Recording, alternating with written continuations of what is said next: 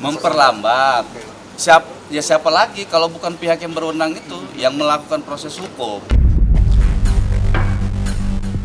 Jadi Nikita Mirzani mungkin merasa nggak adil, jadi dia merasa menduga hakimnya bermain. Tapi itu kalau nggak ada bukti nggak bisa. Kalau nggak ada bukti otentik yang menyatakan hakim bermain itu, ya nggak bisa diapa-apain.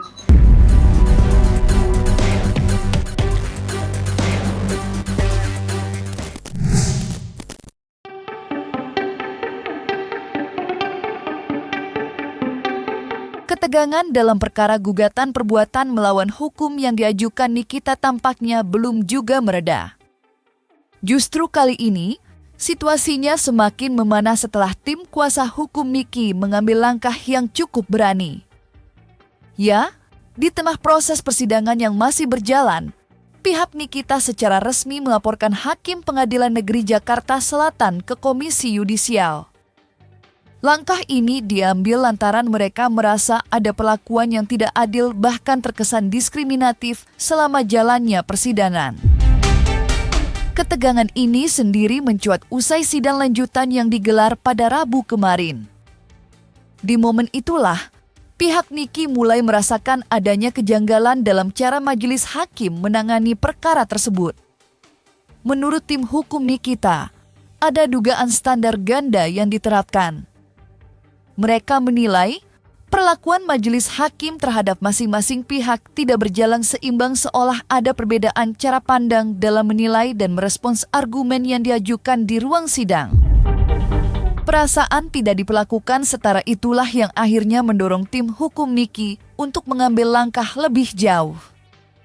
Bukan sekadar keberatan di ruang sidang tapi langsung membawa persoalan ini ke Komisi Yudisial sebagai bentuk upaya mencari keadilan yang mereka anggap belum sepenuhnya didapatkan.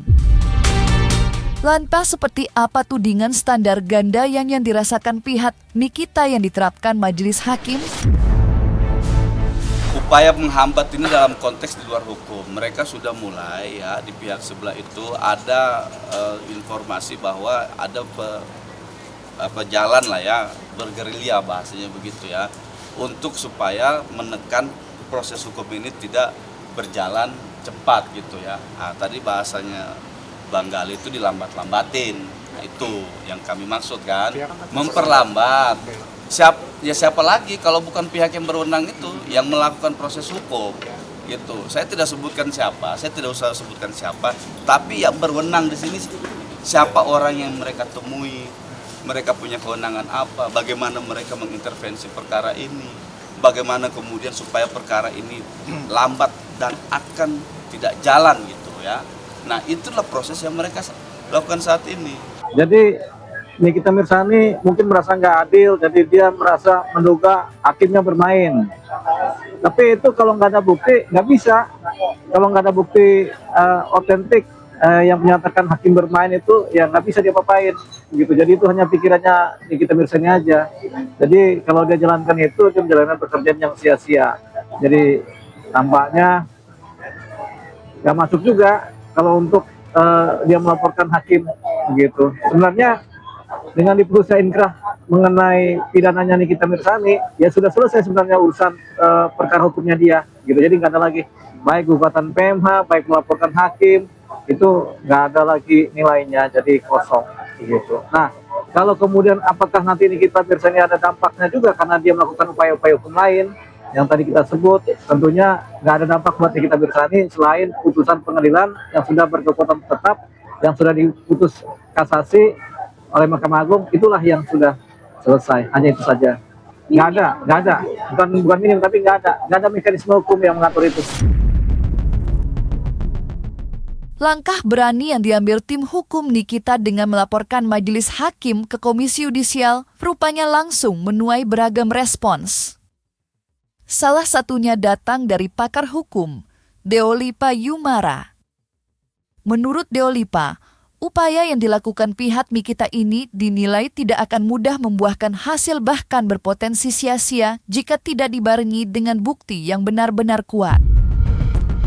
Ia menegaskan, Tudingan adanya perlakuan diskriminatif dalam persidangan bukanlah hal yang bisa dibuktikan secara sederhana. Di mata Deolipa, laporan ke Komisi Yudisial memang sah-sah saja dilakukan namun tetap harus memiliki dasar yang jelas dan konkret. Tak hanya itu, Deolipa juga menyoroti posisi hukum Nikita dalam kasus lain yang tak kalah krusial. Ia menyebut, gugatan perbuatan melawan hukum yang diajukan terhadap Reza Gladys tidak akan berdampak langsung pada vonis pidana yang tengah dihadapi Nikita.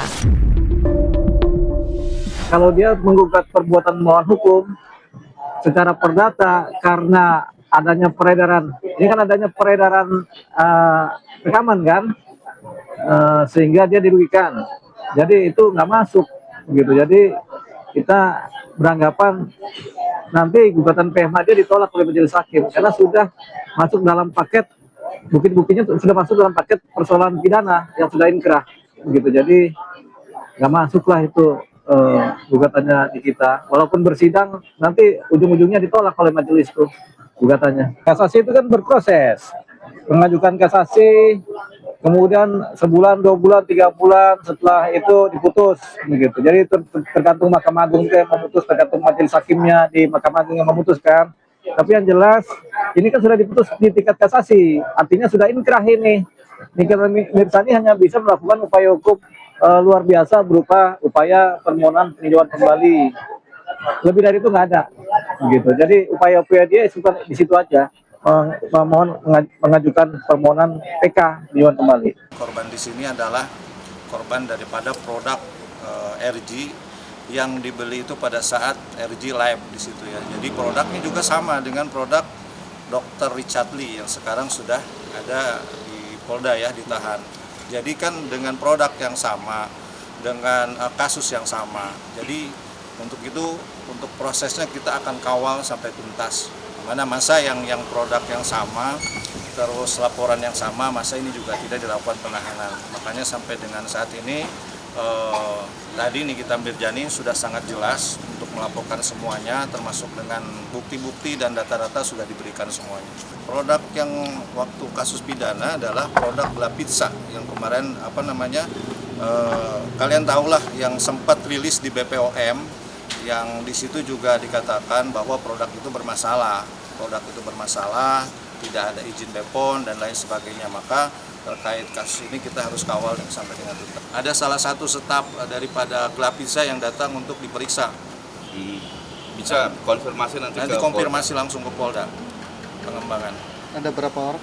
Ada 1 orang, terus nanti dari pihak BPOM juga akan dipanggil untuk dimintai keterangan semuanya terkait kasus itu. Di tengah panasnya upaya hukum yang terus bergulir, kabar lain datang dari kondisi pribadi Nikita yang kini tengah menjadi sorotan. Ya, terlepas dari berbagai langkah hukum yang ditempuh, Nikita dikabarkan sedang berada dalam masa pemulihan setelah mengalami cedera saat menjalani masa tahanan di lapas. Kondisi ini pun disebut membuatnya harus berjuang dengan sejumlah keluhan fisik yang tak bisa dianggap ringan. Mulai dari masalah pada implan gigi yang kembali mengganggu hingga rasa nyeri di bagian tulang belakang yang muncul lagi dan membuat aktivitasnya menjadi tidak nyaman. Situasi ini tentu menambah beban di tengah tekanan yang sudah ia hadapi sebelumnya. Kabar mengenai kondisi kesehatan Nikita ini pun langsung memunculkan berbagai spekulasi. Tak sedikit yang bertanya-tanya, seperti apa sebenarnya kondisi terkini sang artis? Apakah ia benar-benar dalam kondisi yang membutuhkan penanganan serius? Bahkan, isu mengenai kemungkinan Nikita menjalani pengobatan hingga ke luar negeri pun ikut mencuat. Pasalnya, setiap langkah pengobatan terlebih jika sampai ke luar negeri tidak bisa dilakukan begitu saja. Ada mekanisme, izin, hingga pertimbangan medis yang harus dipenuhi sebelum keputusan tersebut benar-benar diambil.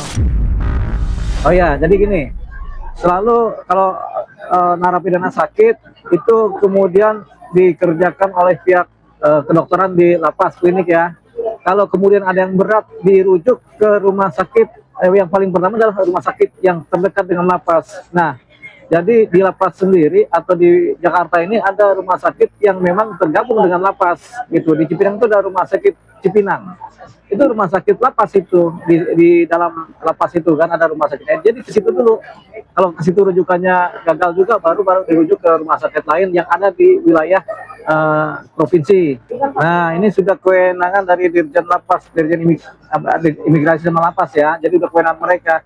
Itu sudah ada aturan-aturannya tuh di dalam lapas sendiri itu bekerja mekanisme itu. Jadi di dalam lapas tuh ada klinik, ada ruang kesehatan, ada controlling terhadap kesehatan sehari-hari, orang sakit apa, sudah ada dokternya, sudah ada perawatnya juga. Jadi sudah nggak ada persoalan itu. Jadi kalau kita misalnya sakit ya sudah, itu pasti diurus oleh pihak lapas karena sakitnya itu selalu karena dia kan ada pengekangan karena ada hukuman kan, menjalani hukuman. Jadi berada di posisi perawatan atau kedokteran lapas atau rumah sakit lapas atau setinggi-tingginya adalah rumah sakit yang berada di lingkungan provinsi di lapas tersebut berada. Jadi yang namanya narapidana itu hak-haknya dikekang, dibatasin, termasuk hak untuk kemudian mendapatkan perawatan di luar negeri.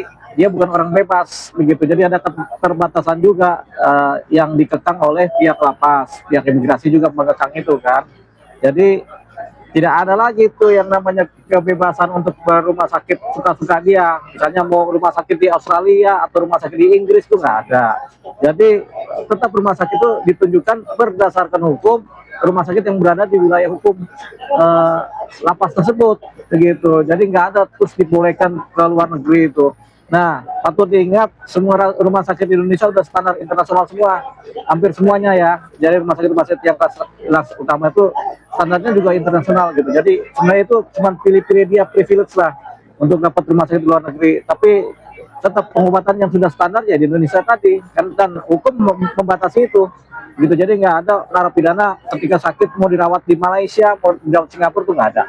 Kondisinya waktu itu memang sakit, beliau sakit dan terakhir itu sempat kami mendampingi untuk dibawa ke rumah sakit ya, rumah sakit. Nah, setelah itu agak membaik, kemudian lagi agak kondisinya ngedrop lagi sekarang.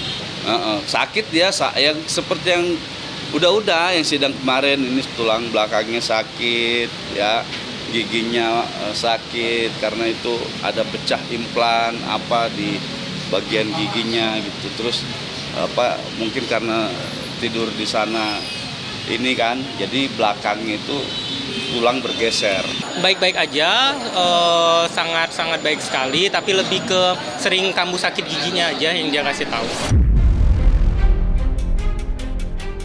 Di tengah kabar soal kondisi Nikita Mirzani yang disebut tengah menurun, muncul potret lain yang justru terasa kontras.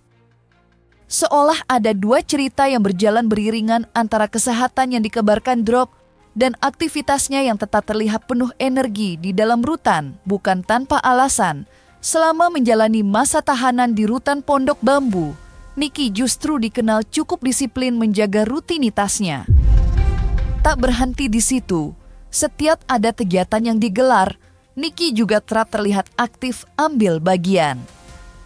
Mulai dari aktivitas keterampilan hingga kegiatan produktif lainnya, semua dijalani dengan antusias, sesuatu yang memang sudah lekat dengan karakternya sejak dulu.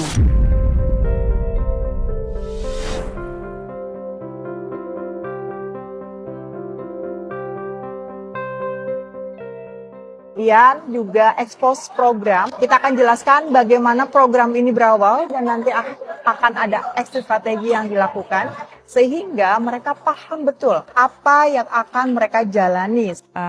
Dari dokter, memang kalau aku pribadi lebih suka minum jamu dibanding obat kimia. Mudah-mudahan setelah adanya ini, rakyat Indonesia lebih mencintai lagi jamu-jamuan dan mudah-mudahan dari jamu ini nanti bisa luas, bisa memberikan lahan pekerjaan lebih banyak lagi karena memang herbal ini harus diperluas lagi. Yang bisa memperluas ya kita-kita ini, dan Niki berharap setelah ini juga kayaknya akan ada bisnis baru jual jamu ya, karena memang di otakku dari tadi dengernya wah ini bisa jadi duit gitu. Ya, jadi semoga ini juga bisa jadi lahan pekerjaan nanti buat ibu-ibu setelah keluar dari sini ada yang bisa dilakukan supaya tidak balik lagi ke sini. Misalnya dia udah bisa menjahit sekarang kayak gitu, terus juga kegiatan-kegiatan dia di dalam aja kayak gitu.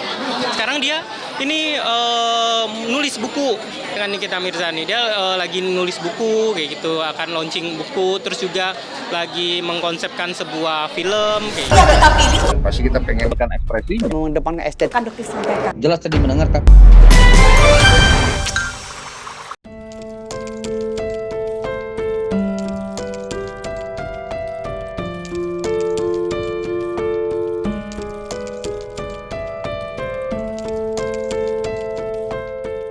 Nah, selesai sudah, Cumi Lovers. Jangan lupa untuk like, subscribe, dan juga share channel YouTube Cumi Cumi.